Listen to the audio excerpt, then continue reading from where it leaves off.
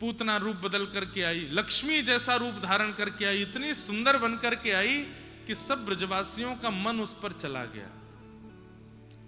सब देख करके कहने लगे, अरे कितनी सुंदर है, कितनी मनोहर बन के आई है, कितना सुंदर या को रूप है, कितने सुंदर या के वस्त्र कितने बढ़िया हैं। जैसे ही पूतना पहुंची सब ब्रजवासी उस पर मोहित हो गए। नंद भवन का मार्ग पूछ रही है तो उसके रूप आवरण को देख करके कोई रोक भी नहीं रहा है। सब कह रहे हाँ हाँ ऐसे जाओ, यहां से जाओ, 2 यमलार्जुन के वृक्ष जिस आंगन में है वो ही नंद भवन है। और पूछती पूछती उत्सव के बीच में सबके उत्सव को भंग करती हुई पहुंच गई नंद भवन। जितने लोग उत्सव में नाच रहे गा रहे थे सब एक बार को उत्सव गान छोड़ करके उसकी ओर देखने लगे। आहा क्या रूप है, क्या सुंदरता। एक ब्रजवासी तो दौड़ो दौड़ो मैया के पास गयो, मैया तू बहुत दिनाते पीछे पड़ रही, ब्याह कर ले ब्याह कर ले। ढूंढ ली मैंने बहू, कहाँ है? बोले वो आ रही है। यही तो करूंगा मैया ब्याह। गोपी बोली तेने अपना मुंह देखो है, कितनी सुंदर है वो। अरे मैया तूने एक बात तो चला, इतनी सुंदर बन के आई। हमारा कोई भी गुण यदि किसी के भजन में विक्षेप डाल रहा है तो वो गुण योग्य नहीं है।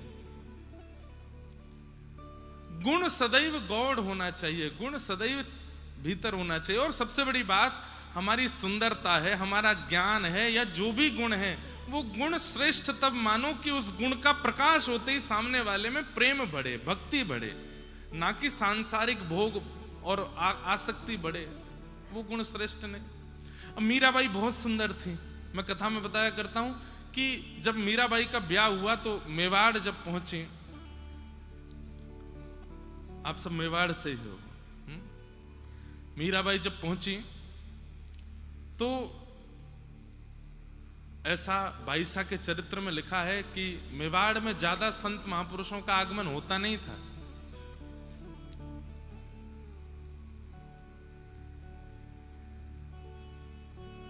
भोजराज राजा, कुंवर भोजराज जिनसे ब्याह हुआ,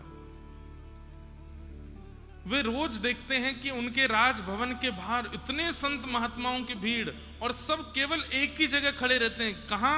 जहां से मीराबाई के कक्ष की खिड़की दिखाई देती है, सब ऐसे ही देखते रहते हैं। बाईसा जब सूर्य अर्घ देने के लिए अपने खिड़की पर आती और जैसे ही खिड़की खोलती, सब महात्मा महापुरुष बड़े बड़े जपी तपी सन्यासी सब ऐसे भुजा उठाकर जय हो जय हो जय हो बाईसा को देखते थे। तो एक दिन भोजराज गए और जाकर के बोले, आप लोग क्या देखते हैं?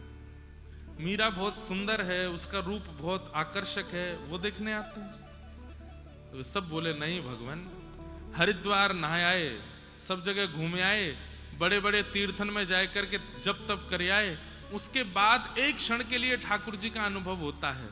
लेकिन बाईसा का रूप ऐसा है कि एक बार देख लें तो घंटों तक ठाकुर जी का अनुभव होता रहता है। इनका रूप देख करके भजन में मन लगता है, इनका सौंदर्य देख करके वृंदावन की याद आती है, इनकी रूप माधुरी को देख करके नेत्र सजल हो जाते हैं। देखते इनको हैं पर याद ठाकुर जी की आती है। ये मीराबाई का सौंदर्य है। किसी को देख करके उसके प्रति सुंदरता का भाव आ रहा है या उसके प्रति आकर्षण बढ़ रहा है तो व्यक्ति संसारी है। लेकिन किसी की सुंदरता देख के, किसी भी गुण को जानकर समझकर भगवत प्रीति बढ़ रही है, ठाकुर जी के प्रति प्रेम बढ़ रहा है, तो इसका मतलब वो भजनानंदी है, वो वैष्णव है। तो जो भी सुंदर हैं, जो भी गाना जानते हैं, जो भी बोलना अच्छा जानते हैं, शरीर बहुत अच्छा है, किसी भी गुण से युक्त हैं, प्रयास कीजिए कि उस गुण का आस्वादन करने वाले में आपके प्रति आसक्ति ना बन के ठाकुर जी के प्रति आसक्ति बने। और वो कब बनेगी? जब आप भजन करोगे, जब आप अपने गुण को ठाकुर जी में विलीन कर दोगे। हो बाला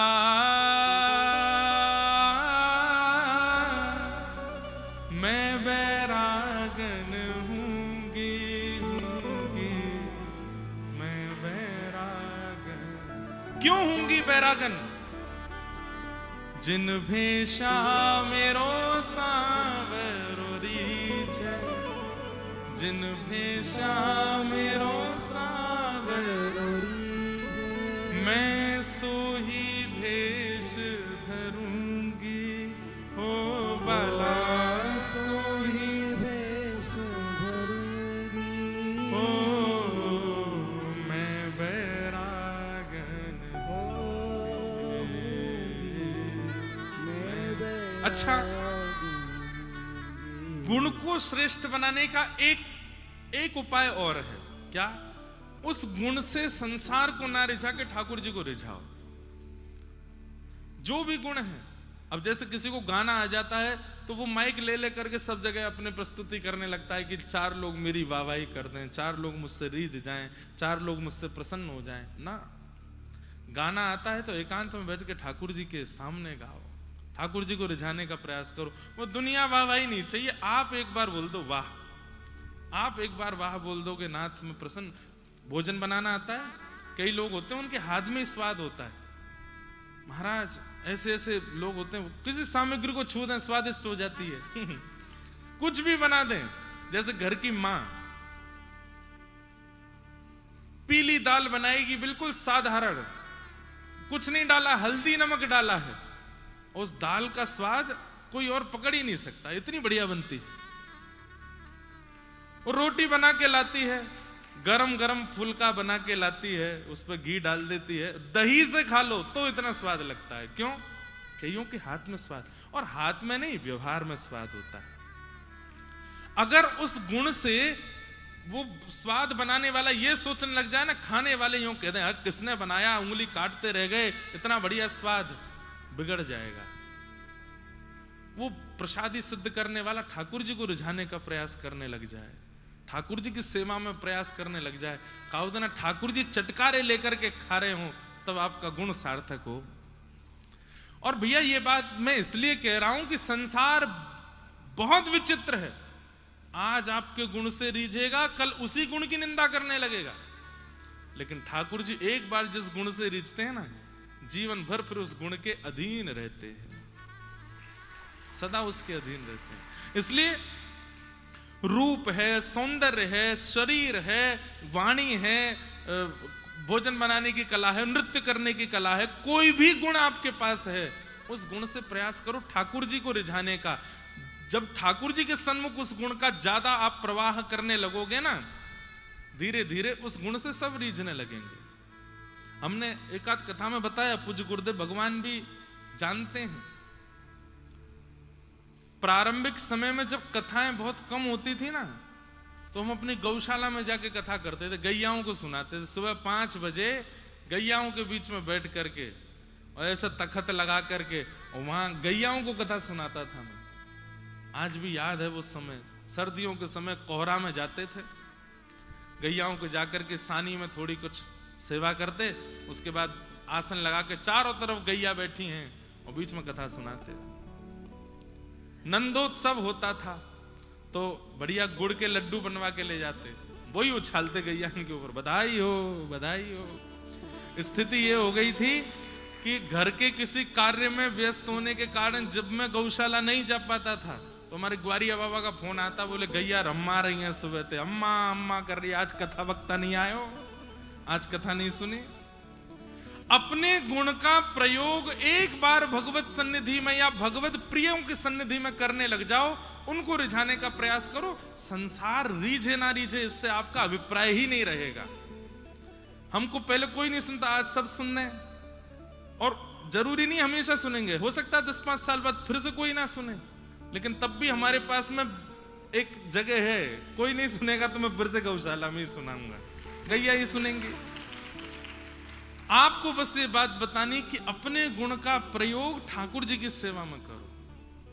संसार तो बड़ा विचित्र है, स्वार्थी है।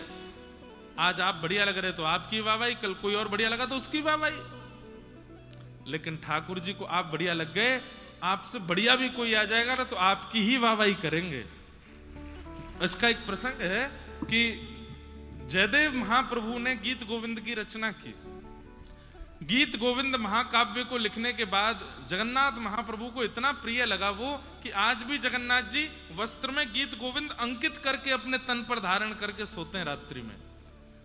उस समय पर कोई और हुआ जगन्नाथपुरी ने, उसने गीत गोविंद लिखा, मतलब दूसरा गीत गोविंद लिखा, और जयदेव महाप्रभु की रचना को देख करके उससे भी बढ़िया वाले शब्द लिखने के प्रयास किए। गीत गोविंद की रचना जब उसने की तो ठाकुर जी उसके स्वप्न में नृसिंह बनकर के पहुंच गए। बोले कि मेरे जयदेव के गीत गोविंद से ऊपर कुछ नहीं है, अपना गीत गोविंद तुम बहा के आओ समुद्र में। और तब उनको प्रवाहित करना ही पड़ा। ठाकुर जी एक बार जाते रीझ जाए ना, सदा बातें रीझे रहे। इसलिए अगर चाहते हैं कि हमारा गुण किसी व्यक्ति में विषय को प्रकट ना करे, भक्ति को प्रकट करे, तो अपने गुण को पहले ठाकुर जी के सन्मुख प्रसादी कर दीजिए। अपने गुण को ठाकुर जी की प्रसादी बना दीजिए। जो पाएगा, जो आस्वादन करेगा, उसके चित्त में भक्ति प्रकट हो जाएगी। अब पूतना ठाकुर जी के लिए थोड़ी सच के आई है, वो तो सबको रिझाने के लिए सच के आई है, इसलिए सब रीझ रहे हैं उस पर। आहा, रूप देखो, सौंदर्य देखो, ये देखो। पहुंच गई नंद भवन में। यशोदा मैया ने देखी, अरे वाह, बड़ी सुंदर कोई बहू आई है। कहां ते आई हो? मैं मिश्राणी हूं, पास के गांव ते आई हूं, आपके लाला को आशीर्वाद देवे आई हूं। बोले अच्छा। लाला को गोद में दे दियो। अब लोगों ने कई प्रश्न किए। बोले महाराज जी, पूरे ब्रजवासियों ने पूतना को नहीं पहचाना, ये तो समझ आते। भगवान की मैया यशोदा जी नहीं पहचान पा रही है कि ये पूतना है? नहीं, यशोदा जी पहचान रही है कि ये पूतना है, ये राक्षसी है। पर यहां पर यशोदा मैया आचार्य का प्रतिपादन कर रही है। आचार्य भाव क्या है? येनम रक्ष जगन्नाथ बहुजन्मापराधकम। आचार्य का स्वरूप क्या होता है? सामने आए हुए दीन के लिए भी ठाकुर जी से प्रार्थना करते हैं कि नाथ ये बहुत दीन है, बहुत अपराधी है, इस पर कृपा करो। यशोदा मैया आचार्य है। यशोदा मैया ने जब देखा कि पूतना इतनी भीतर तक आ गई है और इतनी भीतर आकर के भी ठाकुर जी का आस्वादन नहीं कर पाई, ठाकुर जी की शरणागति नहीं कर पाई, तो कालांतर में लोगों के चित्त में कहीं अविश्वास ना आ जाए कि इतने प्रयास करके भी ठाकुर जी के पास पहुंच करके भी पूतना लौट जाती। तो हे नाथ, इतने समीप आ गई है, इस पर कृपा करो। तो ये आचार्य भाव प्रकट हुआ है यहां पर यशोदा मैया का। जैसे ही लाला दिए पूतना की गोद में, आचार्य तो अपना काम कर रहे हैं, पर ठाकुर जी अपनी लीला कर रहे हैं। क्या? छोटे से 6 दिन के लाला ने अपने छोटे छोटे हाथन से अपने नेत्र बंद कर लिए। अरे आंख बंद कर लेते, इसी से काम चल जाता। ये ऊपर से हाथ का ही को दिए। बोले कि भैया आंख बंद करने पर भी छाया तो पड़ती, मैं छाया भी नहीं पड़ने दूंगा नेत्रों पे। ये दुर्भाग्य है पूतना का। क्या? इतने समीप भगवान के पास पहुंचने के बाद भी उनके नेत्रों की अधिकारिणी नहीं बन पाई। ऐसा कौन सा अपराध या कौन सा दोष है पूतना में? अरे इतने राक्षसों को भगवान ने अपनी आंखों से देखा। ताड़का को देखा, रावण को देखा, शूर्पणखा को देखा। इतने बड़े बड़े राक्षसों को ठाकुर जी नेत्रों से देख रहे हैं, पर पूतना में ऐसा क्या है कि ठाकुर जी उसको देख नहीं रहे? इसके पीछे कई लक्षण बताए जाते हैं। उन लक्षणों से आपको बचना है। ये दुर्लक्षण है, ये अगर आपके अंदर आ गए तो ठाकुर जी आपको देखेंगे नहीं। सबसे पहला, रूप परिवर्तन। हम जैसे हैं वैसे ठाकुर जी के सन्मुख जाएं। व्यवहार विचार यदि दूषित भी हैं तो ठाकुर जी के सामने जाकर के प्रार्थना कर दो। कौन कुटिल खलकामी मौसम, जो तन दियो ताहि बिसरायो। सूरदास जी कह रहे हैं, मैं कुटिल हूं, मैं कामी हूं, मैं क्रोध। अपने स्वरूप का वर्णन कर दो ठाकुर जी के आगे जाकर के, स्पष्टता प्रस्तुत कर दो। छिपाओ मत या बदलो मत, जैसे हो वैसे रहो। रूप परिवर्तन पहला दुर्गुण। राक्षसी है लेकिन सुंदरी बनकर के आई है, लक्ष्मी बनकर के आई है पूतना। दूसरा अवगुण पूतना का क्या था? चलो तुम सुंदरी बनकर के आई, तुम रूप बदल करके आई, बात ठीक थी, लेकिन मेरे कीर्तन उत्सव में व्यस्त सब ब्रजवासियों को तुमने अपनी ओर आकर्षित कर लिया। मेरी सेवा में जो लगा है, मेरी सेवा में जो व्यस्त है, उसको यदि कोई अपनी ओर आकृष्ट करता है तो ठाकुर जी कहते हैं मेरे नेत्रों के अधिकार से वो छूट जाता है। आप कथा सुन रहे हो, आप परिक्रमा कर रहे हो, आप भगवत सानिध्य में हो और किसी कारणवश आपका भजन छूट रहा है, वो कारण ठाकुर जी को प्रिय नहीं। इसलिए आप सबसे भी प्रार्थना, किसी के भजन में कभी विक्षेप मत डालो, प्रतीक्षा कर लो इसका भजन पूरा हो जाए, उसके बाद बात करेंगे, इसकी सेवा पूरी हो जाए, उसके बाद कुछ कहेंगे। बीच में विक्षेप डाल करके उसका मन यदि अपनी ओर खींचा तो आप पूतना हो। तो दूसरा अवगुण क्या है पूतना का?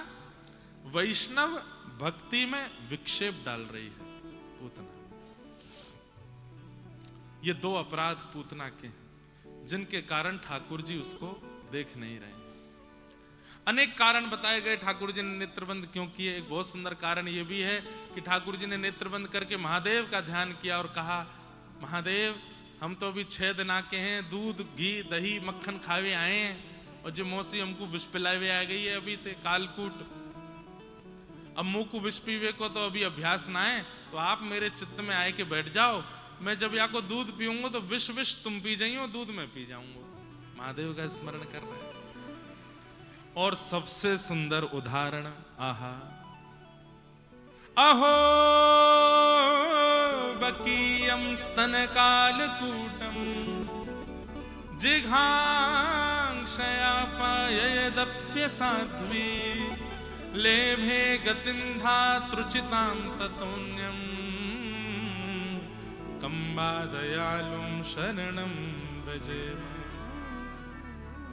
भगवान ने नेत्र बंद करके वैकुंठ पहुंच गए और वैकुंठ में जाकर के आज्ञा करी, बोले आज्ञा तैयारी करो। बोले क्या हो गया नाथ, कौन आने वाला है वैकुंठ में? बोले यशोदा मैया का कक्ष कहाँ है, यशोदा मैया की पदवी स्थान कहाँ है? बोले उसकी तैयारी करो। सब वैकुंठ वाले घबरा गए, यशोदा मैया आ रही हैं? बोले यशोदा जी नहीं आ रही हैं, यशोदा की पदवी पर हम पूतना को भेज रहे हैं।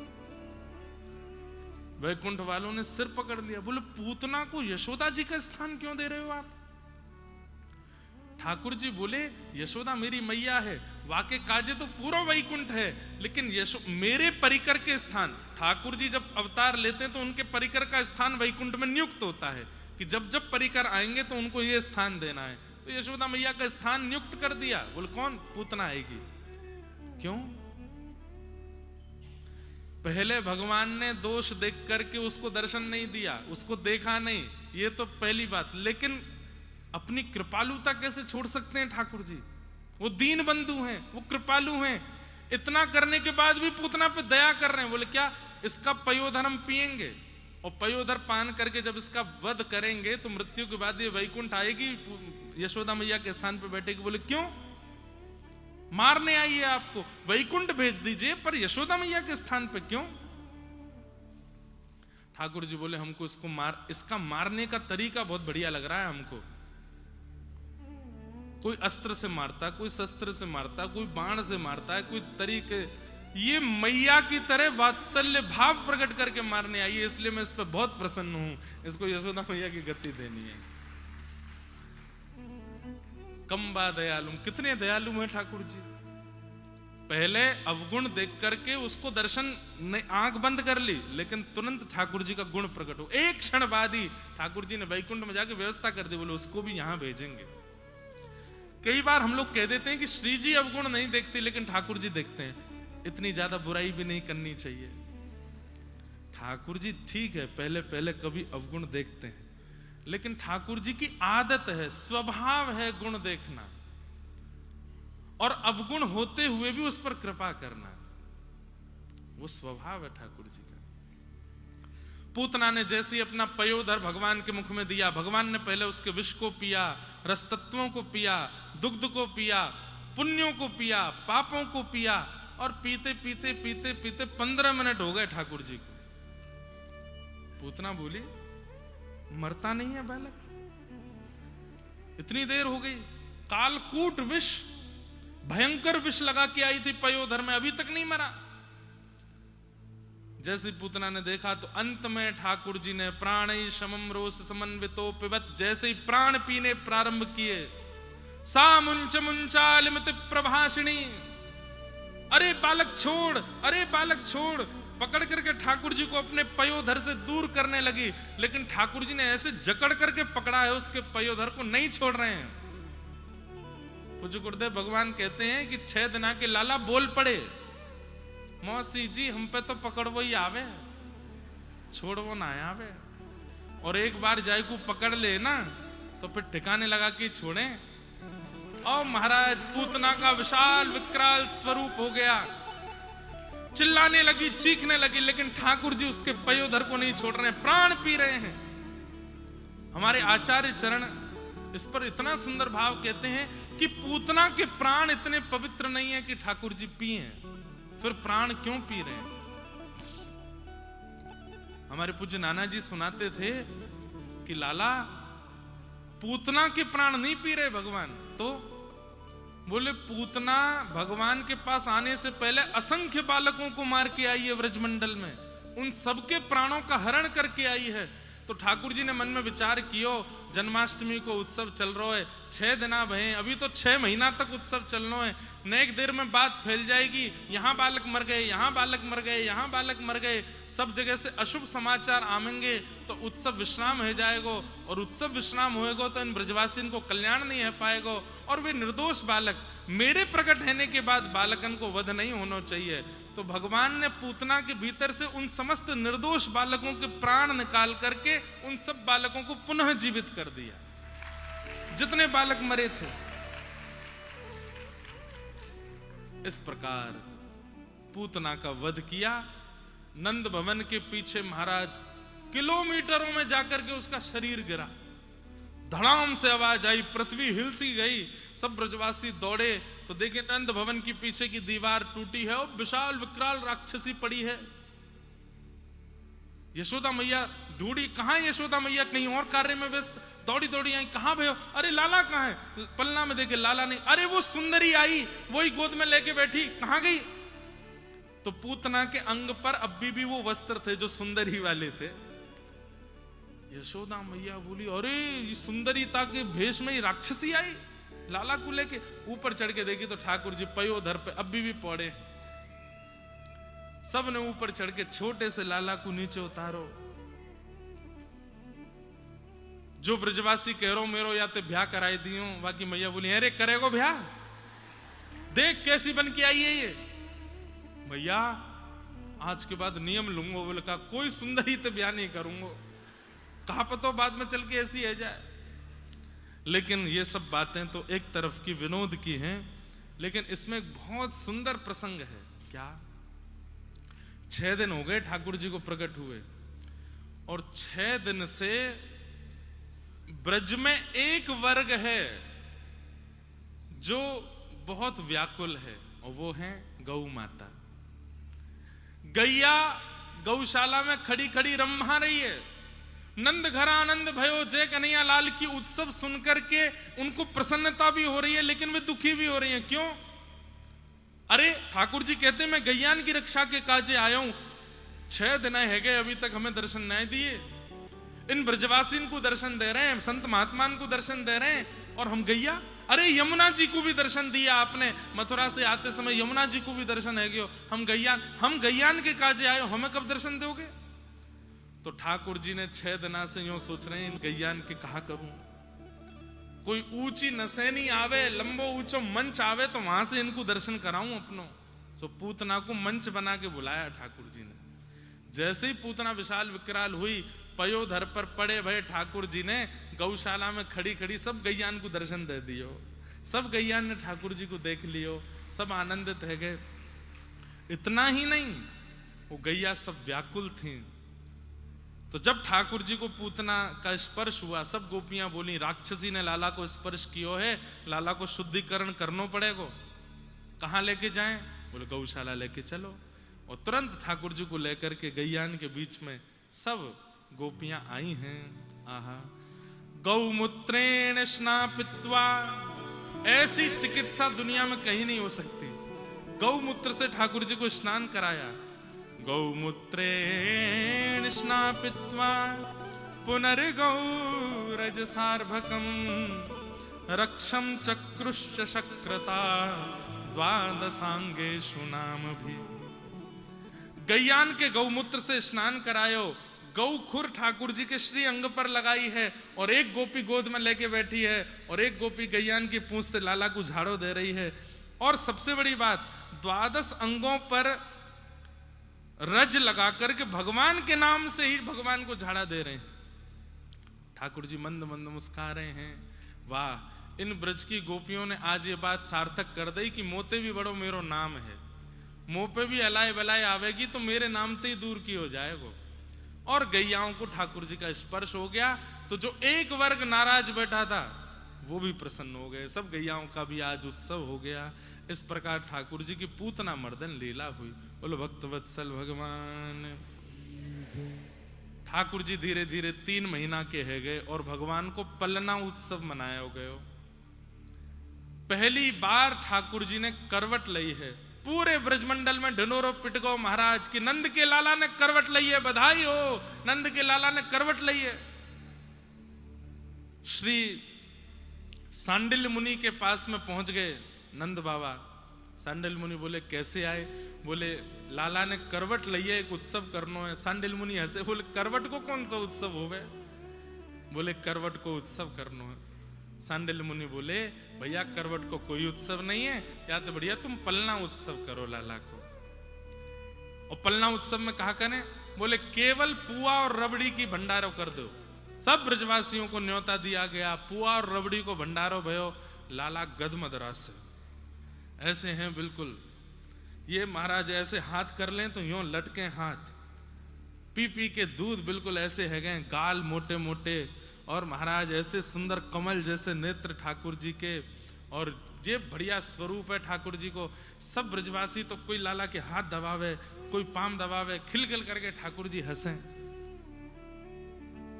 लेकिन थोड़ी देर बाद ठाकुर जी चिड़चिड़ा गए।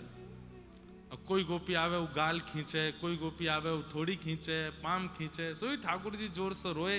यशोदा मैया बोली हटो चलो सबरे, ऐसे लाला को परेशान करें। गोद में ले लिए और गोद में लेकर के लाला को दूर लेकर के गई। एक बैलगाड़ी के नीचे कपड़ा को एक बढ़िया सुंदर पलना बनायो, वहां में लाला सुबाई दी। धीमे धीमे मैया झोटा दे रही है और जैसे ही लाला के नेत्र बंद भये, यशोदा मैया उठ के चली गई। ठाकुर जी मन में सोचे मैया मोसो दूर जा रही है। मैं कथा में कहा करता हूं बंधुओं, ठाकुर जी को अटेंशन बहुत अच्छा लगता है। मैं तेरे पास आया हूं, तू मुझसे दूर मत जाए कर, तू मेरे पास ही रहकर, दिन भर मेरी सुध ले तो रहकर। लाला कहाँ कर रहे हैं? कछु खाएंगे, कछु पिएंगे, गर्मी तो नहीं लग रही, कछु व्यवस्था कर दूं, एसी लगाए दूं, कूलर लगाए दूं, खस की टाट लगा दूं, न चंदन घिसके लगाए दूं। 24 घंटा उनका ध्यान धरते रहो। इतने प्रसन्न रहते हैं वो कि याकू मेरी इतनी चिंता है तो मोकू भी या की चिंता है।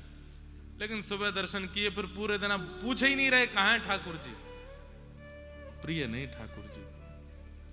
प्रेम लक्षण भक्ति यदि चित्त में है तो बार बार ठाकुर जी के पास जाते रहो, उनसे दूर मत रहो ज्यादा। आपका सामीप्य उनको सबसे ज्यादा प्रिय लगता है। वो आपके लिए आए हैं आपके पास।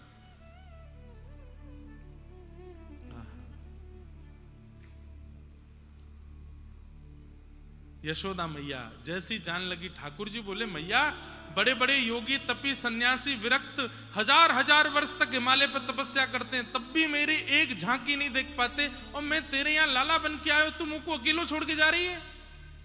अभी बताऊं, रुक जा। सोई ठाकुर जी ने अपनो पाम लंबो कियो और लंबो करके बैलगाड़ी में मारी। ठाकुर जी ने तभी देखी ऊपर सक्टासुर नाम का दैत्य भी बैठा है। अब यहां उद्देश्य दैत्यवध नहीं था, उद्देश्य तो यशोदा मैया को बुलाना था। जैसे ही पाद प्रहार किया, बैलगाड़ी 3 बार आकाश में घूम करके नीचे गिरी, सबरे मटका फूट गए और उन्हीं के बीच दबके सक्टासुर भी मर गए। जोर की आवाज भई। यशोदा मैया ने पीछे मुड़ के देखी तो बैलगाड़ी गिरी पड़ी है। ब्रजवासी सब दौड़े, जाकर के देखी तो वहां पे मटकी में दूध घी दही भयो और वहां के बीच में ठाकुर जी पड़े। यशोदा मैया ने उठा करके हृदय से लगाए। बैलगाड़ी कैसे पलट गई? इतनी बड़ी बैलगाड़ी, कोई हवा भी नहीं आई, आंधी भी नहीं आई, तूफान भी नहीं आया, और ये बैलगाड़ी पलटी कैसे? छोटे छोटे बालक वहां खेल रहे थे वे आकर के बोले मैया हम बताएं। बोले बताओ। न ते श्रद्ध धीरे गोपा बाल भाषित मृत्युतः, न ते श्रद्ध धीरे गोपा बाल भाषित मृत्युतः, अप्रेमयम बलम तस्य बालकस्य न ते विदु।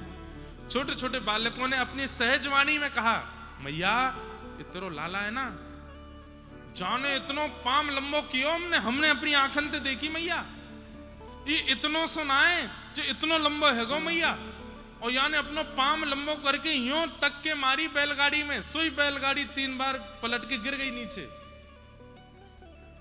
कोई मैया मानेगी यह बात? मैया ने कही यहां पे आ। बालक पास में गयो तो एक धरोवा के काल के नीचे। झूठ बोला है? मैया तेरी सौगंध खा के कह रहा हूं। मैया बोली फिरते आ यहां पे, सौगंध और खा रहा हूं मेरी। इतने में ठाकुर जी किलकिल करके हंस गए। क्यों? मैं कितनी बड़ी योजना करके पूतना मार दी, सक्टासुर मार दियो, लेकिन मैया को अभी भी मैं लाला ही लग रहा हूं, अभी भी मैं बालक ही लग रहा हूं। ये प्रेम ही तो ठाकुर जी को प्रिय लगता है। मैया लाला को लेकर के भीतर आ गई, फिर से गौशाला गई, झाड़ो लगायो लाला को, पतनों कहां थे अला बलाए आ जाए मेरे लाला पे। 1-1.5 महीना बाद ठाकुर जी एक दिन यशोदा मैया ने देखे नंद अपने कक्ष से घुटमुन चल के बाहर आ रहे हैं।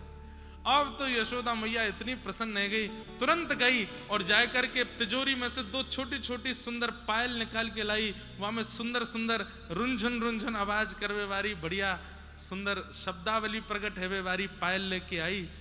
और लाला चल रहे हैं, बैठा के नहीं, चलते हुए ठाकुर जी कैसे पाम पकड़ के धीमे से दोनों पैरन में पायल पहना दे। अब जैसे ही ठाकुर जी चले तो छुम छुम छुम आवाज होवे, फिर ठाकुर जी रुक जाएं, पीछे मुड़ के देखें ये आवाज कहां से आ रही है। और यशोदा मैया कोने में बैठ के देख रही है। फिर चले, चलते चलते छुम छुम, फिर आवाज आवे, फिर रुक जाएं, फिर देखें कहां से आ रही है। थोड़ी देर और चले, फिरते आवाज आई तो ठाकुर जी अब के रोने लगे कि मिल क्यों ना रही है, ये आवाज कहां से आ रही है। तो मैया दौड़ी दौड़ी गई, लाला को ऐसे गोद में लेके ठाकुर जी के पांव ऐसे हिलाए। तब ठाकुर जी ने नीचे, अच्छा यहां से आवाज आ रही है। अब तो ठाकुर जी अपने पांव ऐसे हिलाने लगे। कोई की भी गोद में जामे पांव ऐसे ही चला में, बाकी पेट में मारे जोर जोरते, क्यों झुम झुम आवाज आवे।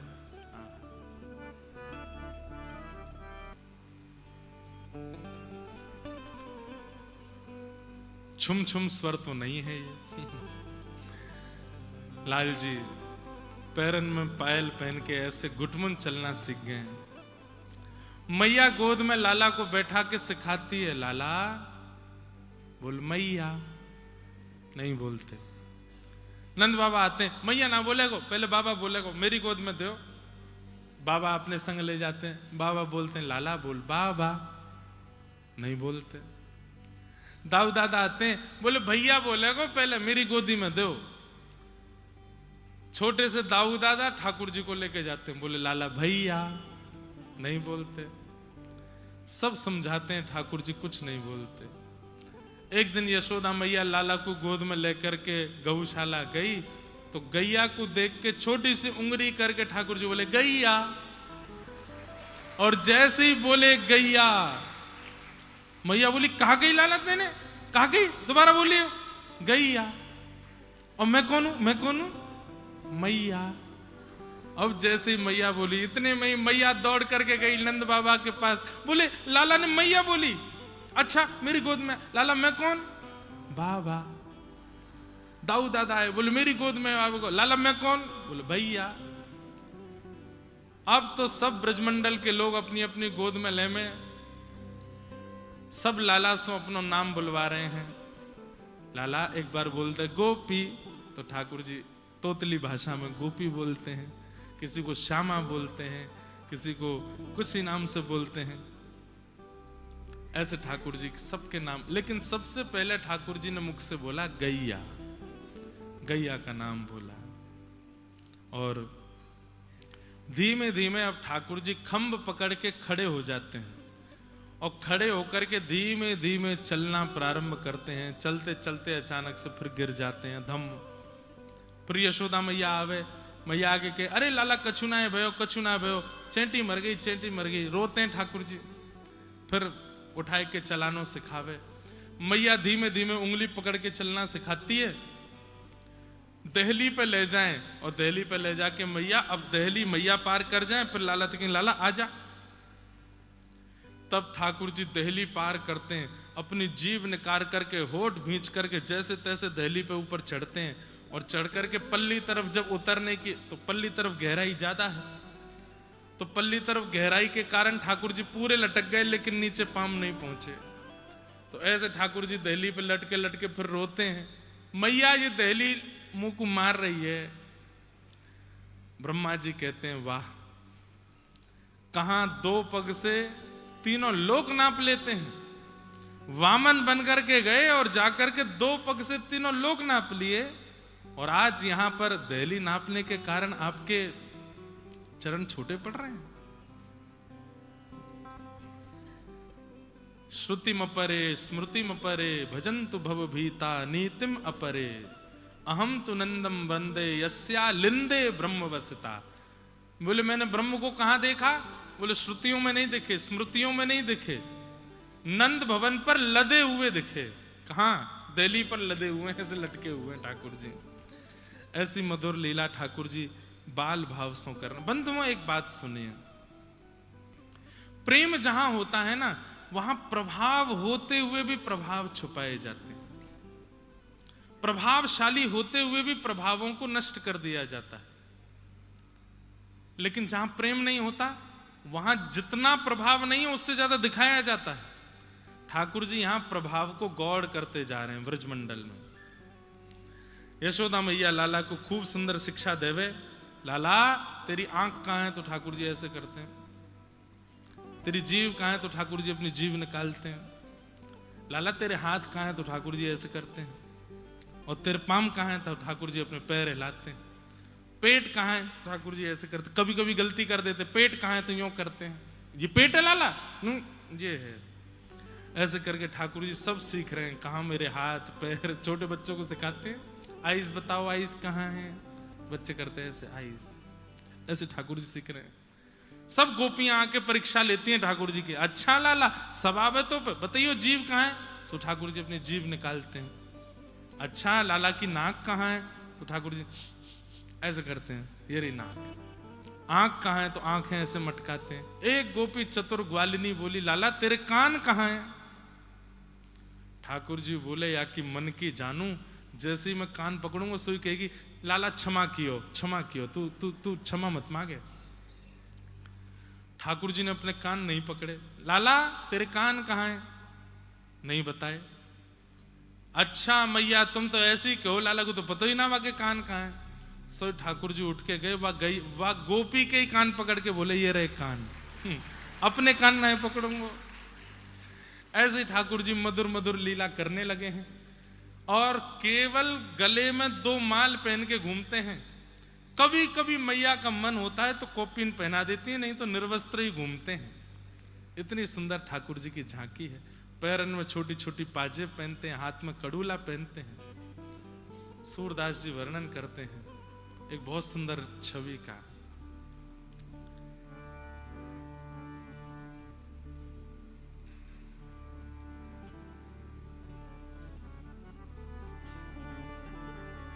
हे हरि अपने आंगन कछु गावे, हे हरि अपने आंगन कछु गावे। तनिक तनिक हाथन सो अपनी, तनिक तनिक हाथन सो अपनी। गायन टेर बुलावे, गायन बुलावे। हे हरि अपने आंगन कछु गावे, हे हरि अपने कुछ गा रहे हैं। क्या गा रहे हैं ये नहीं पता, कुछ गा रहे हैं। और कुछ गा करके अपने गायन पे खुद ही नाच रहे हैं। और बीच बीच में बछड़ा बछिया, नंद भवन में गैया बछड़ा बछिया बंधे नहीं रहते, खुले रहते हैं। तो कभी कभी बछड़ा बछिया ठाकुर जी की पाजेब सुन के और उनके मुख की स्वर सुन के छोटी छोटी बछड़ा बछिया वहां आ जाते हैं, नंद भवन के बाहर आके खड़े हो जाते हैं। तो ठाकुर जी अपने हाथों से ऐसे उनको बुलाते हैं भीतर। तो कुछ कारी धौरी छोटी छोटी गैया ठाकुर जी को आकर के घेर लेती हैं। फिर ठाकुर जी क्या करते हैं, माखन की मटकी पास में ही रख देती है मैया, भूख लगे तो खा लेगो। तो ठाकुर जी वहां से माखन ले में, कछु खा में, कछु उन गैयान को खवा में। तो गैया अपना मुंह हटा ले, नहीं खा में। सो फिर क्या करते हैं, अपने अंग पे लगा लेते हैं और अपने अंग जगह जगह अंग पे लगा के फिर अंग उसके मुख के पास करते हैं। फिर जब वो बछड़ा बच्चिया जीव निकाल के चाटे, सो खिलखिल करके ठाकुर जी जोर से हंसते हैं। सूरदास जी कहते हैं ठाकुर जी के इस रूप माधुरी और इस आनंद माधुरी का दर्शन करके देवता लज्जित हो रहे हैं कि हम काय बात के देवता हैं। वृंदावन क्यों ना भय हम मोर, वृंदावन क्यों ना भय करत निवास गोवर्धन ऊपर, करत निवास निरखत नंद किशोर, निरखत नंद किशोर, वृंदावन क्यों ना भय हम, वृंदावन क्यों ना भय। अच्छा, भगवान ग्वाल बालों के सामने, गोपियों के सामने, यशोदा मैया के सामने, नंद बाबा के सामने ऐसी लीला करते हैं तो ये समझ में आ सकता है कि वो परमात्मा हैं। जैसे कोई सामने आता है तो बाल लीला करने लगते हैं, नहीं, वो एकांत में भी वही लीला करते हैं। और ये एकांत का पद है ठाकुर जी का। हे हरि अपने आंगन कछु गाव, कोई नहीं है आसपास, अकेले अपने आप में धुन में मस्त है, मटक मटक के चलते हैं। कभी गैयाओं के गले से लग जाते हैं, कभी नीचे लटक जाते हैं। छोटे से हैं, 1.5-2 वर्ष के हैं ठाकुर जी, बस ऐसी लीला करते हैं। फिर बड़े बड़े खंभ लगे हैं नंद भवन में, उनमें मणियां हैं, उन मणियों में अपना प्रतिबिंब दिखाई देता है। तो ठाकुर जी अपने प्रतिबिंब के सामने जाते हैं, कभी खो, कभी ऐसे बंदर की तरह करते हैं, फिर उससे बात करते हैं, मैं तोते ज्यादा मल्लूक हूं, मेरी मैया देख मुझको कैसे बनावे, अपने आप से। फिर यशोदा मैया के लाला कौन ते बात कर रहा है, अरे मैया देख कोई ग्वालिन को छोरा घुसे आओ हमारे घर में। मैया के कहाँ है, जे खड़ो मेरे सामने। तो मैया आकर के देखे, अरे लाला जे तो तेरो ही प्रतिबिंब है, तू खुद को ही देख रहा है, ये मणि में तेरो ही रूप आ रहा है। मैया जे मैं हूं, बोले हाँ। तो मैया पीछे आके खड़ी होती तो मैया भी दिखने लगी, देख मैं भी आई गई। अरे हम मैया ये तो मेरो ही प्रतिबिंब है, तेने मुझको पहले नहीं बताई मैं इतनो मलूक हूं, मुझको तो आज पहली बार पता चली मैं इतनो सुंदर। ऐसी मधुर मधुर और इतनी सुंदर लीला ठाकुर जी कर रहे हैं कि देवताओं को बस लग रहा है हम अपनी पदवी छोड़ करके दौड़ के चले जाएं इस व्रज में और जाकर के ठाकुर जी की इस लीला सेवा का अनुभव कर लें। आहा, ऐसी मधुर लीला ठाकुर जी की व्रज वृंदावन में चल रही है। भगवान धीरे धीरे अब नंद भवन से बाहर जाने लगे। नंद भवन के बाहर ग्वाल बाल खड़े रहते हैं, लाला कब बड़ो होएगो, कब हमसे मित्रता करेगो। तो अब ठाकुर जी धीरे धीरे बाहर जाने लगे। ठाकुर जी के सखा बन गए, मधुमंगल, तन सुखा, मन सुखा, धन सुखा। सबके नाम तो कुछ और होंगे, ठाकुर जी ने इनके नाम रख दिए। मधुमंगल, एक बिल्कुल तन से सुख हो भयो बाको नाम धर दियो तन सुखा। एक पूरे दिन रोते ही रहे, काय बात को रो रहो, आज मैया ने मारो, आज बाबा ने मारो, आज बहन ने मार दियो, आज मेरे बड़े भैया ने मारो, आज बा ने पीट दियो। ठाकुर जी ने कही मन सुखा, मन ते सुखी रहे हमेशा। उल्टे नाम धरे, तनते पत्रोत बरो वाको नाम तन सुखा, मनते रोतो रे वाको नाम मन सुखा। एक है बेचारो कभी फटी उधरी सी धोती पहने आवे, कभी फटे उधरे से कपड़ा पहने आवे। ठाकुर जी कहे अरे का फटे पुराने कपड़ा ने पहनतो रे, लाला तू तो राजा को छोरा है, हमारे घर में पहने हुए को थोड़ी है। ठाकुर जी ने वाको नाम धर दियो धन सुखा, धन ते सुखी है। ऐसे ठाकुर जी की बाल गोपाल चोर प्रचार प्रसार मंडल, एक रजिस्टर संस्था के अंतर्गत कुछ लोगों के साथ में एक संस्था बना ली। उनके संग ठाकुर जी खूब मधुर मधुर लीला करते हैं, क्रीड़ा करते हैं, खेलते हैं। आपस में चर्चा हुई तो मधुमंगल ने लाला को ब्याह के बारे में बताई दियो। मधुमंगल बोलो, लाला एक समय आवेगो हम सबन को ब्याह होएगो। ठाकुर जी बोले, ब्याह का होए? बोले जैसे मैया है ना, ऐसी बहू आ जाए घर में, फिर वही अपने हाथ से बनाए के खवावे, वही हमसे बात करे, हमारे संग रहे। अच्छा कब होएगो मेरो ब्याह? बोले तू तो अभी कह दे मैया, ते अभी करा देगी तेरो। और का बुढ़ापे में जाके कह रहे, बालपन में ही कर ले। अब तो ठाकुर जी घर पहुंचे, घर जाके मैया ते बोले, मैया मैं ब्याह करूंगा। 3.5 वर्ष के लाला, मैया अपने किसी व्यस्त काम में लगी और लाला है कि बोले, मैया मैं ब्याह करूंगा। कौन ने सिखाया तो को ये ब्याह के बारे में? कौन ने बताया? बोले, मैया तू बात मत पलटे, मेरो ब्याह करा। अब मैं योग्य है गया मैया, मेरो ब्याह करा। तो को बताई कौन ने ब्याह के बारे में? बोले, मेरो एक सखा है मधुमंगलवा ने। मैया बोली, या मधुमंगल है तो मैं बताऊंगी। नेक्स्ट से छोरा 3.5 वर्ष को भैया को ब्याह के बारे में लोभ दे। मैया बोली, लाला ब्याह ऐसा ना होए करें, खूब सारी व्यवस्था करनी पड़े, खूब काम धंधे आने चाहिए, तब जाएगा ब्याह होवे। मैया देख मैं सब काम कर लूं। कहा कर ले तू?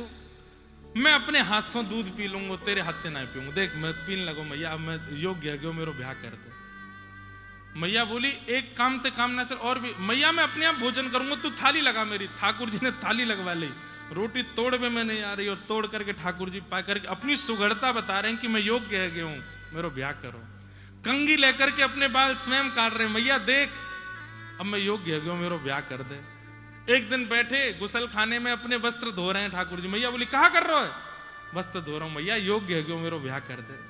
मैं सब कांपन में निपुण है गया हूं, मैया मेरो ब्याह कर दे। ऐसे ठाकुर जी मैया के पीछे। एक दिन सबरी गोपी बैठी, ठाकुर जी बोले, लाला तू रोज के ब्याह करूंगा ब्याह करूंगा। चल सबरी गोपी बैठी है, जो तो को बढ़िया लगे बातें तेरो ब्याह करा दूंगी। अब ठाकुर जी जामे, गोपियां सब घूंघट करके बैठी हैं, एक एक गोपी को मुंह उठावे। मैया जे तो कार्य है, याद ना करूंगा। तो गोपी बोली, अरे लाला तू भी तो कारो है। अरे मैया अमावस्या की रात्रि में दीपक बुझ गए, मैं तो खो ही जाऊंगा, बहू भी खो जाएगी। कम से कम एक तो ऐसा रहना चाहिए जो दिखता रहे। अंधेरी रात में दोनों खो जाएंगे, मैया या तो ब्याह ना करूंगा। दूसरी गोपी के पास गए, सब गोपियां बड़े आनंद विनोद में। वह गोपी को मुंह उठा के कहे, मैया या तो ब्याह ना करूंगा। बोले क्यों? बहुत मोटी है, सब रो भोजन खा जाएगी घर को, या तो ब्याह ना करूंगा। ऐसे सब गोपी इनके मुंह देख रहे हैं ठाकुर जी। एक बूढ़ी यशोदा मैया की सास के जमाने की गोपी भी दूर बैठी, वाके नेत्रंसों प्रेम के आंसू गिर रहे हैं, खूब जोर जोर से हंस रही है लाला की लीला देख के। लेकिन वाके अचानक मन में आई, मैं भी थोड़ी युवा होती तो इन गोपीन के बीच में बैठती, लाला मेरो भी घूंघट उठाए तो। ठाकुर जी तो समझ गए मन की बात। सोई ठाकुर जी सब गोपीन के मुंह देखते देखते अचानक थे वह मैया की ओर देखो और दौड़ करके गए, वाको उठाया मुंह। तो सब गोपी हंसने लगी, अरे लाला पर अम्मा को मुंह देख रहा है। और ठाकुर जी धम्मते वही की गोदी में बैठ गए और मैया तो बोले, मैया या तो मेरो ब्याह कराए थे। मैया बोली, अरे लाला वाके दांत नाए, 4 आदमी वाको उठावे में लगे, चल फिरनो आवे ना, तू बात ब्याह करेगो? तो मैया मेरे भी दांत ना है, या के भी दांत ना है, दोनों लापसी में ही काम चलाए ले करेंगे। और मैया मोकू भी उठावे के काजे, नंद बाबा यशोदा आवे या को उठावे काजी भी दोनों आ जाए करेंगे। मैया मेरो यही तो ब्याह करा दे। वो बूढ़ी बड़ी अम्मा ऐसे जोर से ठाकुर जी को आलिंगन कर ले, लाल जी बा को आलिंगन कर ले। नंद रानी यशोदा की जेठानी आई एक बार, तो मैया सुबह तो समझा रही है, लाला आज तेरी बड़ी मैया आ रही है। बोला अच्छा, दंडवत प्रणाम करियो। कायकू? अरे तो बड़ी मैया आवेगी प्रणाम ना करेगो? हमें कहा मिलेगो प्रणाम करवे के बाद? बोले बड़ो स्वार्थी है, कछु मिलेगो ना तो प्रणाम ना करेगो? ठाकुर जी बोले मैं प्रणाम ना करूंगो, मोकू कछु मिलेगो तो ही प्रणाम करूंगो। तो मैया ने ऐसी बोल दी कि कहीं नाक नहीं कट जाए, बड़ी मैया आवेंगी घर पे। लाला उनको प्रणाम कर देगो तो वो तेरो ब्याह करा देंगे। ठाकुर जी बोले मेरो ब्याह है जाएगो? बोले हाँ। अब तो मैया तुम बता कब आ रही हैं? जैसे ही बड़ी मैया आई, ठाकुर जी तो द्वार पे ही खड़े हैं। मैया ने कही देख लाला बड़ी मैया आ रही है, प्रणाम। ठाकुर जी दौड़ करके मेरी बड़ी मैया आ गई, मेरी बड़ी मैया आ गई। अरे मैया तेरे काजे तो मेरी आंख पथराएगी, कब ते ढूंढ रहा हूं मैं तो को, दंडवत प्रणाम करें। अब 3.5 वर्ष को बालक ऐसी बात बना के प्रणाम करे तो कौन को आनंद नहीं आवेगो। अरे लाला, अरे कन्हैया कितनो प्यारो लाला। अब तो ठाकुर जी को हाथ पकड़ लें, बड़ी मैया तू मेरे पास ही सोइयो, मैं तेरे पास ही सोऊंगो, यशोदा मैया के पास ना सोऊंगो, तुमको गोदी में ले ले। ऐसो जोर जोर से आलिंगन करें। यशोदा मैया तो कहें मैया सुबह तो प्रणाम कर रहा हूं, एक बार भी यूं नहीं कहिए तेरो ब्याह है जाए। लाला तू ऐसी बात काहे को करो करे। ऐसी मधुर मधुर लीला ठाकुर जी की, उधम मचा में आनंद करें, उत्सव मना में। एक दिन रात में सो नहीं रहे हैं ठाकुर जी, तो यशोदा मैया ठाकुर जी से कह रही लाला सो जा। ठाकुर जी कह रहे मैया मुँह को नींद ना आ रही, तू मुँह को कछु दिलवा तब सोऊंगो। तो यशोदा मैया ठाकुर जी को लेकर के खिड़की के पास बैठी, एक परात में जल भर लियो है और वहां में चंद्रमा की छाया आ रही है। और ठाकुर जी के मैया कह रही है लाला देख ये चंद्रमा खिलौना नीचे आए गयो है, अब तू या सो खेल लियो, अब तू या को देखता सो जा। चंद्र खिलौना ले हूं सुमैया मोरी, चंद्र खिलौना ले हो सुमैया मोरी, चंद्र खिलौना ले हूं सुमैया मोरी, चंद्र खिलौना ले हो सुमैया मोरी। जय हो लोट अब ही धरण पे, जय हो लोट अब ही धरनी पे, तेरी गोद न आए हूँ सुमैया मोरी, तेरी गोद न आए हो सुमैया मोरी। मैया मुँह को चंद्रमा चाहिए, मुँह को चंदा खिलौना चाहिए, मुँह को ला के दे। यशोदा मैया कह रही है लाला चंद्र खिलौना कहां ते लेके आऊं तेरे काज। मैया ने परात में जल भर दियो तो जल में देख करके चंद्रमा लाला उछलन लगे, नाचन लगे, अरे चंद्रमा आएगो चंद्रमा आएगो। लेकिन जैसे ही वहां में हाथ मारो सबरो पानी छलक गयो। अरे मैया तुमको बावड़ो समझे हैं, जल में वाको प्रतिबिंब दिखाई करके मोते कह रही चंद्रमा नीचे आएगो, मुंह को तो वही चंद्रमा चाहिए, वाको नीचे लेके आ। यदि तेने वो चंद्रमा मुंह को नहीं दियो तो जय हो लोट अबई धरणी पे, मैं पृथ्वी पे सो जाऊंगा, तेरी गोद में नहीं आऊंगा। मैया बोली लाला तू वैसे ही कारो है, पृथ्वी पे लेट जाएगो, सबरी रज तेरे अंग पे लग जाएगी और बुरा है जाएगो, मोह का लेट जा। ना मानेगी मैया मेरी बात, ना दिलावेगी चंद्रमा। बोले ना दिला रही तो मैं फिर पूरे गोकुल में हल्ला करूंगा। बोले कहा हो तो सुत में नंद बाबा को, हो तो सुत में नंद बाबा को, तेरो सुत ना कहे हूँ सुमैया मोरी, तेरो सुत ना कहे हो सुमैया। मैया मैं पूरे गोकुल में हल्ला कर दूंगा कि मैं नंद बाबा को लाला हूं, मैं यशोदा को लाला ना हूं। सब मोते नंद जी को लाला के करो, कोई नहीं यशोदा को लाला कही तो बातें मैं बात नहीं करूंगा। मत दिलावे तू चंद्रमा, मैं पूरे गोकुल में हल्ला करूंगा। मैया बोली अच्छा नंद बाबा को लाला है तू? बोले हाँ, तो सो जा उन्हीं के पास, रात में भूख लगेगी दूध मांगेगो, फिर तो मेरे पास ही आना पड़ेगा। अच्छा मैया तू मेरी बात ना मानेगी? बोले ना मानने। तो सुरभि को पे पान न करी हूँ, सुरभि को पे पान ना करी, मैं गैयान को दूध पीना बंद कर दूंगा कलते। और बेणी सिर ना गुथे हूँ सुमैया मोरी, सिर ना गुथे हो सो मैया कल ते गैया को दूध पीनो बंद। और सुन, तू रोज कंगी लेके मेरी घुंघराले केशन की ऐसी बैनी ऊपर जूड़ा बनाए के धर दे, कल ते तोते अपने जूड़ा नहीं बंधवाऊंगो। मैया बोली मत पीवे दूध, वैसे ही कारो है, सफेद दूध ना पीवेगो तो और कारो हो जाएगो। और मोते अपनी बैनी नहीं गुथावेगो, अपने केश नहीं बनवावेगो तो जुआ पड़ जाएंगी तेरे बारन में। और वो जुआ काउदना तो को पकड़ के ले जाएंगी, खींच के जमुना जी में फेंक आएंगी। ऐसी छोटी छोटी बात बालकन से करें, ऐसी बात है। जब ठाकुर जी सोचने लगे अब कहा बोलूं, मैया तो सब जगह ते मना कर रही है। तो फिर मैया ने थोड़ी देर बाद, आगे आ बात सुन मेरी, आगे आ बात सुन लाला चल मां दूर खड़ो मत, मेरे पास आ, एक बात बतानी है। तो ठाकुर जी बोले मैं नहीं आ रहा। बोले ऐसी बात है बलराम हूं ना जनई हो, जो बलराम को नहीं पता चलनी चाहिए, केवल तो को पता चलनी चाहिए। ये बात सुनते ही ठाकुर जी दौड़ के आए, मैया जल्दी बता दे मेरे कान में कौन सी बात है। दाऊ दादा को नहीं पता चलने चाहिए, पहले मुंह को बता दे।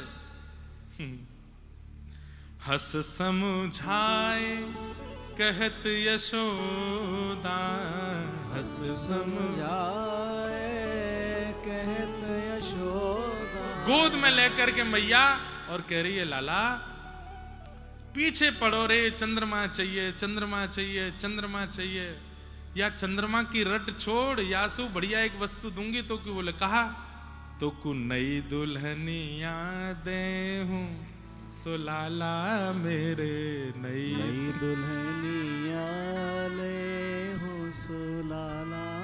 अब तो जैसे ही कही मैया ने कि नई दुल्हनिया दे हूं, इतने तो ठाकुर जी कूद पड़े और कूद करके मैया ते बोले मैया तेने ऐसी बात कर दी है, मैं कहा बताऊं। अब मेरी बात सुन। बोले कहा तेरी सो मेरी सुन मैया, तेरी सो मेरी सुन मैया। मैं अब ही बिहावे जय हूं, मैया मैं अब ही ब्याह करवे जाऊंगा, तू तैयारी कर और मुझको लेके चल। अब तो चंद्रमा छोड़, ठाकुर जी तो रोने लगे, जोर जोर से रो में। मैया बोली कहां? बोले ब्याह करूंगा, अब ही करूंगा। यशोदा मैया लाला को गोद में लेके बैठी है। सूरदास जी महाराज चंद्र सरोवर पर बैठे बैठे लिख रहे हैं और नेत्रों से अश्रु बहाते हुए कह रहे हैं, सूरदास हैं कुटिल बराती, सूरदास हैं कुटिल बराती। गीत सुमंगल गए हूँ सुमैया मेरी, गीत सुमंगल गए हो सुमैया। ऐसे ठाकुर जी कभी ब्याह की जिद करें, कभी चंद्रमा की जिद करें। यशोदा मैया को 24 घंटा मन लगो ही रे ठाकुर जी सो। नंद बाबा को रोज को नियम है लाला को गोद में बैठाए के प्रसाद पामे, और ठाकुर जी कभी दही लेकर के बाबा के गाल ते लगा दें, कभी कड़ी लेकर के बाबा की नाक ते लगा दें। खामे कमे फैला में ज्यादा है, पर नंद बाबा को भी सुख मिला है। अच्छा नंद बाबा को रोज नियम है नेक सी मिर्च खामे। लाला ने एक दिन मिर्च पकड़ ली, बोले बाबा जे ही खाऊंगो। ठाकुर जी नंद बाबा बोले लाला जे मत खाइयो, अरे या तो तुम्हें पेट में दर्द है जाएगो, तेरा मुंह पजर जाएगो। तो ठाकुर जी ने सोची ये कोई बढ़िया वाली मिठाई है या हमारे मुंह को खान ना दें। एक दिन ठाकुर जी ने देखी नंद बाबा की जैसी नजर बची, सोई मिर्च लेके सोई खा गए, और जैसे ही खाई महाराज मुंह लाल पड़ गयो, आंखन ते आंसू निकले। अब चीख चीख के ठाकुर जी रो में सबरो गोकुल इकट्ठो है गयो। कोई लाला को शहद चटा रहो है, कोई लाला को मक्खन खवा रहो, कोई चीनी खवा रहो है, और सब लाला बस अपनी जीप पकड़ के कह रहे हैं जीप पिचर गई, मेरी जीप पिचर गई, बहुत जोर से पिचर गई, अरे कहाँ खवाई दियो। ऐसे ठाकुर जी की मधुर लीला वृंदावन में। फिर धीरे धीरे ठाकुर जी माखन चोरी लीला करने लगे। भागवत में शुकाचार्य जी वर्णन करते हैं कैसी लीला ठाकुर जी कर रहे हैं। श्रृंग्यग्नि डिंष्टि जलद्विजकंटकेभ्य क्रीडा परावति चलौ स्वसतो निषिद्धुम गुरुयान कर्तुमपि यत्र न तज्जनन्यो शोकात आपतुरलम मनसो नवस्थामु। भगवान मधुर मधुर लीला कर रहे हैं, उन सब लीलाओं का आस्वादन सब ब्रजवासी कर रहे हैं। एक दिन मैया ने लाला को मटकी फोड़वे के काजे उखल से बांध दियो। नलकुवर मणिग्रीव पर कृपा करी, ठाकुर जी ने उखल से दोनों वृक्ष को स्पर्श कियो और कुबेर के पुत्र प्रकट भय, भगवान ने उन पर अनुग्रह कियो। दोनों ने भगवान की स्तुति गाई। जब वृक्ष गिरवे की आवाज भई तो सब ब्रजवासी ने मन बना लियो कि अब हम गोकुल में नहीं रहेंगे, चलो यहां से। कहां चलें? बोले कि नव कानन है, नवीन वन है, जाको नाम है वृंदावन। और सब वृंदावन की ओर चल रहे हैं कि वनम वृंदावनम नाम पशव्यम नव काननम गोप गोपी गवाम सेव्यम पुण्याद्रितृणवीरुधम। श्री वृंदावन किशोरी जी के हाथ से निर्मित है, इसलिए ठाकुर जी को बहुत प्रिय है। वृंदावन गोवर्धन और श्री यमुना जी गोलोक धाम से पधारे हैं, ये ब्रह्मा की कृति नहीं है। इसलिए किशोरी जी के हाथ से निर्मित वृंदावन ठाकुर जी को बहुत भाता है, बहुत प्रिय लगता है। वनम वृंदावनम संप्रविश्य सर्वकाल सुखावहम। ठाकुर जी को बहुत सुख मिलता है वृंदावन में। क्यों? किशोरी जी के निर्मित वृंदावन में रह रहे हैं, इसलिए ठाकुर जी को बहुत सुख देता है। वृंदावनम गोवर्धनम यमुना पुलिनानि च वीक्षयासिदुत्तमा प्रीति राम माधवयोर्नृप। वृंदावन गोवर्धन और यमुना ये ठाकुर जी को अति सुख प्रदान करने वाले हैं, इसलिए इनके तट पर जाकर के खूब ठाकुर जी का स्मरण करना चाहिए। वृंदावन आकर के ठाकुर जी की मधुर लीलाएं चल रही हैं और एक अघासुर नाम के दैत्य का वध किया, जो कि सर्प के रूप में आया था। और भगवान ने सब ग्वाल बाल जो उसके गर्भ में जाने से मृत्यु समान भाव को प्राप्त हो गए थे, सबको पुनर्जीवित किया। सब ग्वाल बालों के साथ ठाकुर जी ने छाक लीला की, जो हम परसों अनुभव कर रहे थे। विभ्रद वेणुम जटर पटयो श्रांग वेत्रे च कच्छे वामे पाणौ मृषण कवलम तत्फलम नांगुलीषु तिष्ठन् मध्ये स्वपर्शुहिदो हासयन् निर्मभिस्वे स्वर्गे लोके मिषद विभुजे यज्ञ भुक्बाल केली।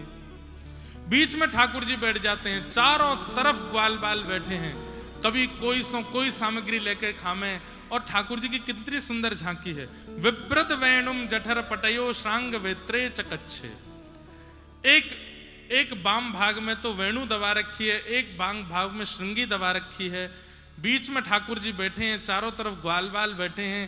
अपने हस्त कमल के मध्य में चटनी रखी है, उंगलियों के बीच में अलग अलग अचार रखे हैं।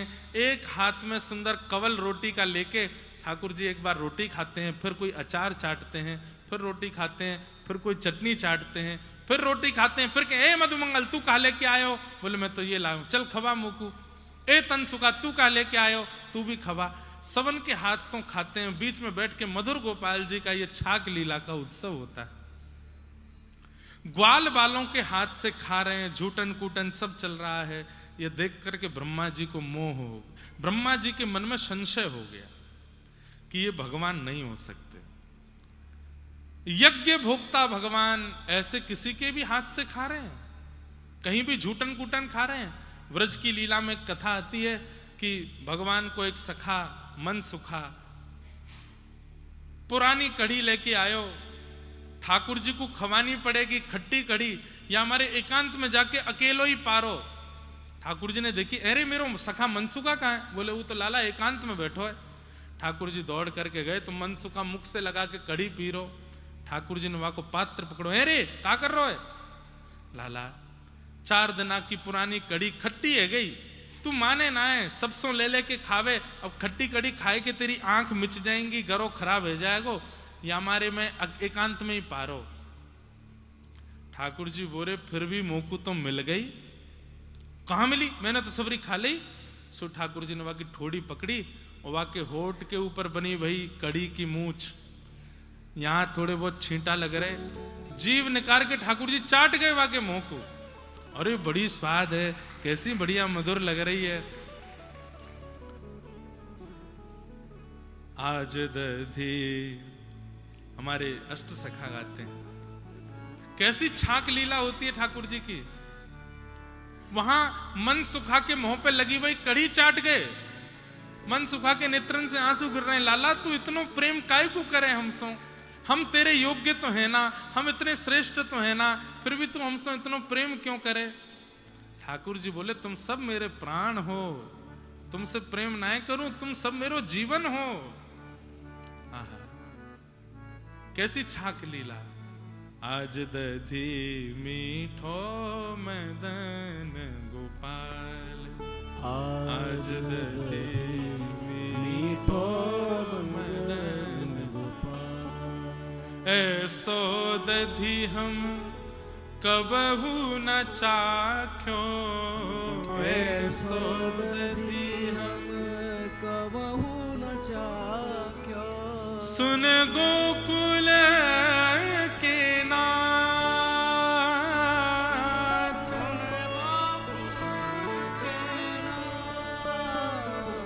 आज दधी मीठो मदन गोपाल, आज दधी मीठो। अपने हाथ से सब ग्वालन को ठाकुर जी दही दे रहे हैं और सब ग्वाल बाल सुंदर सुंदर बड़े बड़े पत्तरन के दोना बना बना करके कड़ी पा रहे हैं, खीर दही पा रहे हैं। कछु ग्वाल बाल रह गए और सबरी दही पूरी है गई। सो ठाकुर जी बोले जो नहीं पायो सुनो मेरे भैया, जो नहीं पायो सुनो मेरे भैया। अब बगलबंदी को ऐसे ऊपर करके ठाकुर जी दही दे रहे, सब यहां तक दही सनी भई है। जिनको दही नहीं मिली है वो कहा करो जय नहीं पायो सुनो मेरे भैया, जय नहीं पायो सुनो मेरे भैया।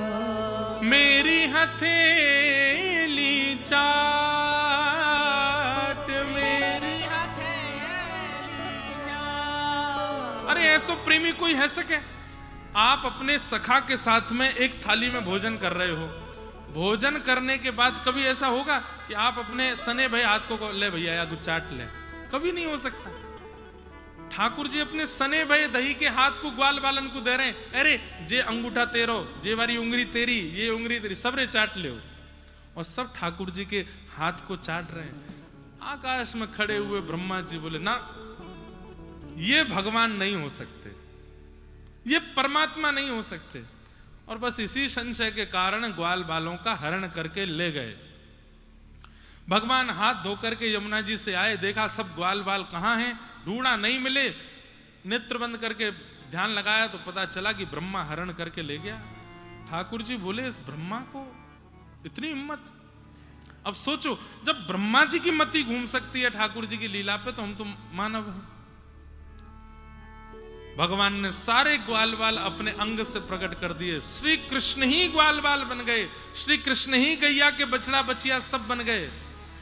हमारे पूज्य नाना जी कितनी सुंदर बात बताते हैं यहाँ पे कि गोपियों के मन में आता था कि काश कन्हैया हमारो लाला हो, तो गैयान के आतो कि काश कन्हैया हमारे बछड़ा होते।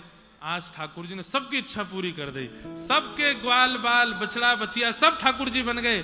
अब जैसे ही आज गौ चारण करके लौटे हैं, गोपियों को अपने छोटे गोद के बालकों से उतना प्रेम नहीं हो रहा जितना प्रेम ठाकुर जी के सखाओं से हो रहा है।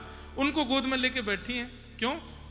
सबके अंग से ठाकुर जी जैसी सुगंधी आ रही है, सबके मुखमंडल पर ठाकुर जी जैसी प्रसन्नता और ठाकुर जी जैसा आकर्षण आ गया है। गैया भी सब इतनी मचल गई हैं, क्यों? वो बछड़ा बछिया जो ठाकुर जी के संग जाते हैं उन सबको दूध पिलाने में अत्यंत सुख मिल रहा है, क्यों? सब ठाकुर जी बन गए। और एक आध दो दिन के लिए नहीं, 1 वर्ष के लिए ग्वाल बाल बछड़ा बछिया सब ठाकुर जी बन गए। ब्रह्मा जी ने अपना काम किया, ठाकुर जी ने उसमें भी एक स्वाद दे दिया, सब ब्रज को अपना आस्वादन करा दिया। एक दिन बलराम जी बोले या ब्रजमंडल की स्थिति कछु विचित्र सी क्यों लग रही है? बोले क्यों? इतनो प्रेम। गारी दे के बोले जहां पे ब्रज में वहां इतनो प्रेम। अरे गोपी बड़े बड़े ग्वालान को ऐसे गोद में लेके डोलें, इतनो पुचकारें, इतनो प्रेम करें, गैया कभी लात ना मारे, सबरे बछड़ा बछियान को अपने समीप रखे, इतनो प्रेम क्यों है रोए? दाऊ दादा तो शेष नाग है। नेत्र बंद करके ध्यान लगा करके देखा तो सब जगह कृष्ण है। आगे कृष्ण, पाछे कृष्ण, इत कृष्ण, उत कृष्ण, जित देखूं उतित कृष्ण माई रे। इसलिए व्रज 84 कोस के एक कण भी ऐसा नहीं है जो ठाकुर जी के चरणों के स्पर्श से ना बचा हो, क्योंकि इतने असंख्य रूप धारण करके पूरे 84 कोस को पवित्र कर दिया ठाकुर जी ने। 1 साल बाद ब्रह्मा जी के मन में आया, अच्छा ब्रह्मा जी का 1 साल नहीं हुआ था, सतयुग त्रेता द्वापर इतनी जब 71 बार बीतते हैं तब ब्रह्मा जी का 1 दिन होता है, तो ब्रह्मा जी के तो चंद सेकंड ही निकले थे। ब्रह्मा जी बोले देखूं तो सही नीचे बहलू पिया कृष्ण कैसा होगा।